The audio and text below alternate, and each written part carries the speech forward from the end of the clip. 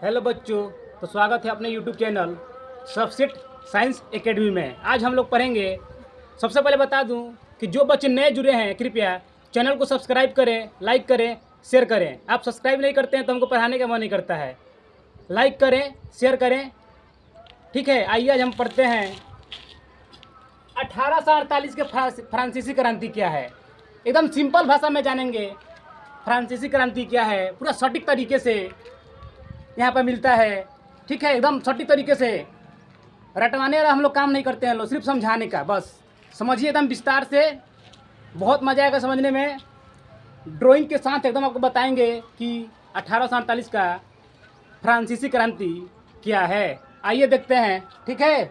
आ जाइए फिर 1848 फ्रांसीसी क्रांति। देखिए 1848 फ्रांसीसी क्रांति का वहाँ का जो राजा था, ठीक है, राजा लुई फिलिप्स था, ठीक है, लुई फिलिप्स। 1848 क्रांति फ्रांसीसी क्रांति के समय वहाँ का राजा लुई, ये रहा लुई फिलिप्स। देख लीजिए कितना खतरनाक है चित्र। लुई फिलिप्स था, ठीक है। जो लुई फिलिप्स था ये अपने अति महत्वपूर्ण लक्ष्यों को पूरा करने के लिए उसने एक अपना प्रधानमंत्री बनाया था, ठीक है। अपना प्रधानमंत्री बनाया था जिसका नाम गीजो था। ये रहा गीजो जी, गीजो।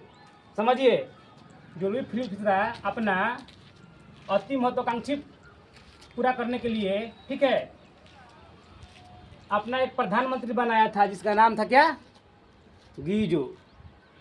ये जो था बहुत ही बेकार प्रधानमंत्री था, बहुत ही घटिया किस्म का जो बोला जाता है वो था गीजो। ये सिर्फ पूंजीपति वर्ग से, बस जो अमीर लोग था ना, जो अमीर लोग थे सिर्फ उनसे ही संबंध रखता था। जो पूंजीपति वर्ग के लोग थे फ्रांस में उनसे ही बस संबंध रखता था, ठीक है। ये बहुत ही बेकार किस्म का प्रधानमंत्री था। ये लुई फिलिप्स का प्रधानमंत्री था, ठीक है। आगे देखिए, ये जो गीजो था ये फ्रांस का बहुत ही आर्थिक स्थिति डाउन कर दिया था गीजो। ये सिर्फ वहाँ का जो आर्थिक स्थिति था कोई बदलाव नहीं करता था, ठीक है। और जो अमीर लोग थे सिर्फ उनसे ही संबंध रखता था गीजो। आगे देखिए फिर क्या होता है। फिर वहाँ के लोग जो धीरे धीरे, पता है, जो वहाँ की स्थिति बहुत ही डाउन हो गई तो वहाँ के खाने पीने का भी दिक्कत होने लगा, ठीक है। जो 1848 फ्रांसीसी क्रांति है, जो वहाँ का लुई फिलिप्स राजा था उसने अपना एक प्रधानमंत्री बनाया था गीजो का।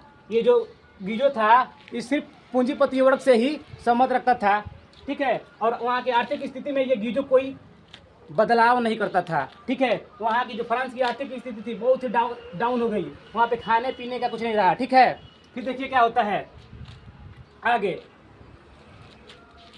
फिर वहाँ के आर्थिक से डाउन हो गई तो वहाँ के लोग सोचे कि अब तो किसी तरह जो राजा उसको हटाना पड़ेगा, नहीं तो ये पूरा यहाँ का आर्थिक स्थिति डाउन कर दिया है, ठीक है। न खाने का ठीक, न पीने का ठीक। फिर देखिए क्या होता है 22 फरवरी, ये रहा 22, एक सेकेंड, देखिए 22 फरवरी, आ जाइए 22 फरवरी 1848 में, 1848 फ्रांस की राजधानी, फ्रांस की राजधानी, फ्रांस की राजधानी पेरिस में, पेरिस, फ्रांस की राजधानी पेरिस में एक, देखिए 22 फरवरी 1848 में फ्रांस की राजधानी पेरिस में एक विशाल भोज का आयोजन किया गया। अब देखिए आयोजन कौन किया बता रहा हूँ आपको, एक सेकंड रुकिए, इसको मिटा देंगे, गीजो था इसको मिटा दे रहे हैं, ठीक है। आगे देखिए 22 फरवरी 1848 फ्रांस की राजधानी पेरिस में एक, ये रहा, इसको चित्र बना दे रहे हैं, ठीक है। ये लीजिए चित्र के साथ समझिए, तब समझ में आएगा। ये रहा थियर्स,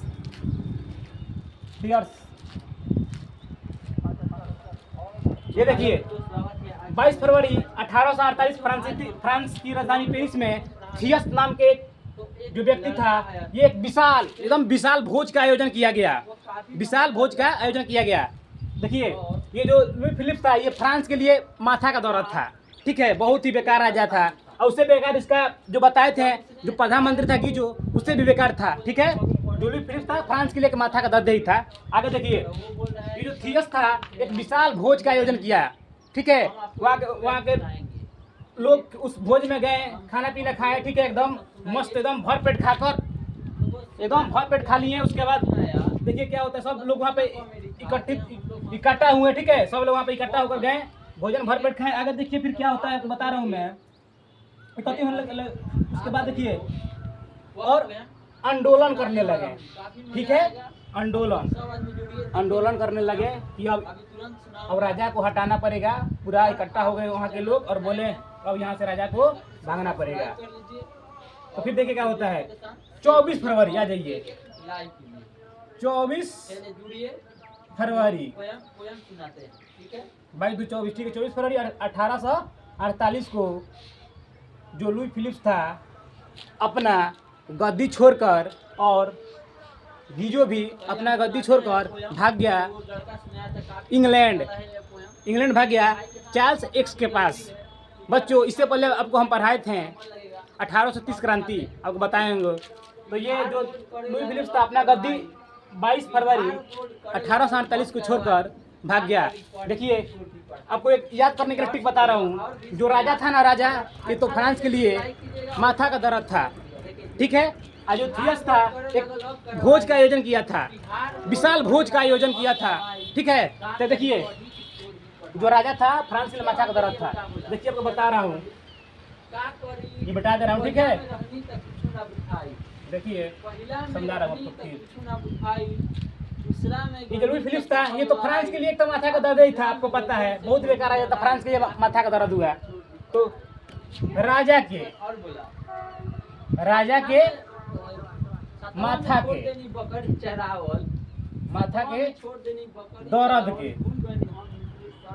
दर्द के चूल्हे में झोंक दी, चूल्हे में झोंक दी, झोंक दी। देखिए जो फ्रांस का 1848 के समय जो फ्रांस का राजा था लुई फिलिप्स, बहुत ही बेकार राजा था। उसे बेकार उसका प्रधानमंत्री था कौन? गीजो। ठीक है, तो 22 फरवरी 1848 में एक थियस नाम के व्यक्ति विशाल भोज का आयोजन किया था। तो वहाँ पर लोग इकट्ठा हुए, खाना पीने खाए और आंदोलन शुरू कर दिए।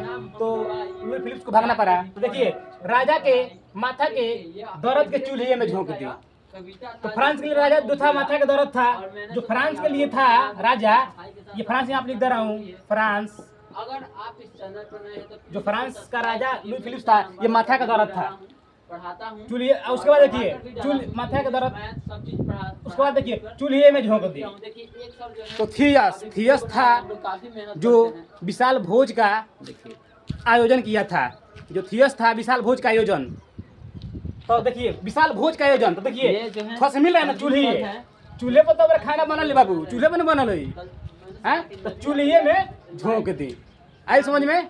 आज भोजपुरी लैंग्वेज में दिखाई राजा के माथा के दर्द के चूल्हे में झोंक दी। बुझाई? एकदम विशाल भोज का आयोजन किया था। पढ़िए देखिए थियस। ठीक है, एकदम विशाल, एकदम सटीक तारीख है।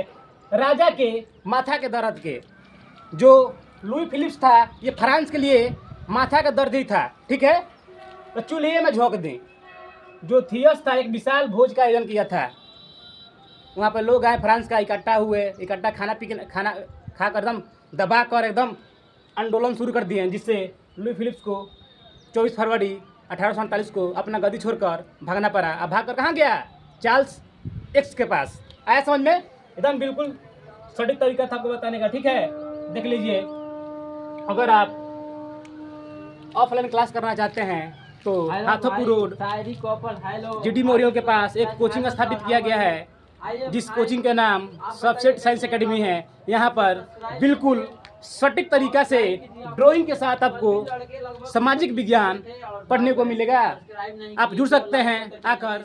बहुत ही यहाँ का फी बहुत ही न्यूनतम, बहुत ही कम मात्रा में यहाँ पे फी है। ठीक है, एकदम यहाँ से 7 क्लास 8 क्लास 9 क्लास 10 बिल्कुल बहुत कम पैसा में यहाँ पे बेहतरीन तैयारी कराई जाती है। आप आकर जुड़ सकते हैं और ड्राइंग के साथ आप पढ़ सकते हैं बिल्कुल सटीक तरीका से। ठीक है, देखिए सर यहाँ कहीं नहीं मिलेगा, एकदम अच्छे तरीके से ड्राइंग के साथ ही आपको पढ़ाया जाएगा। ठीक है, अगर ये आपको 1848 क्रांति समझ में आया तो आप चैनल को सब्सक्राइब कर सकते हैं, लाइक कर सकते हैं और शेयर करें। जय हिंद, जय भारत।